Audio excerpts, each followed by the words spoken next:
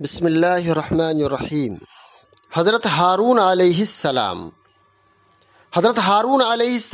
حضرت موسیٰ علیہ السلام کے حقیقی بھائی تھے۔ حضرت موسیٰ علیہ السلام سے 3.5 سال بڑے تھے، اور حضرت ہارون علیہ السلام کی وفات بھی حضرت موسیٰ علیہ السلام سے 3 سال پہلے ہوئی۔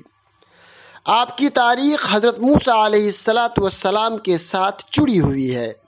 جس وقت اللہ تبارک و تعالیٰ نے حضرت موسیٰ علیہ السلام کو نبوت عطا کی اور حکم دیا کہ فرعون کے پاس جاؤ اور اسے دین حق کی دعوت دو، اس نے بڑا ظلم کر رکھا ہے، اسی وقت حضرت موسیٰ علیہ السلام نے اللہ تبارک و تعالیٰ سے حضرت ہارون علیہ السلام کے لیے دعا فرمائی۔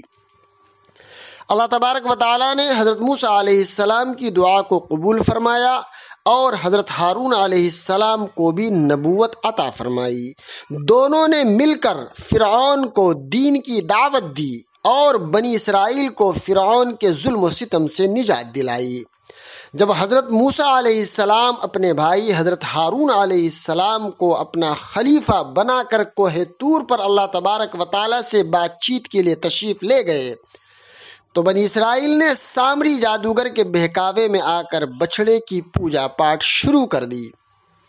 جب حضرت موسیٰ علیہ السلام واپس آئے تو حضرت ہارون علیہ السلام پر ناراض ہوئے۔ حضرت ہارون علیہ السلام نے اپنا عذر بیان کرتے ہوئے کہا، میں نے قوم کو بہت سمجھایا مگر سمجھنے کے بجائے قوم مجھے قتل کرنے پر آمادہ ہو گئی۔ تو حضرت موسیٰ علیہ السلام کا غصہ ٹھنڈا ہو گیا۔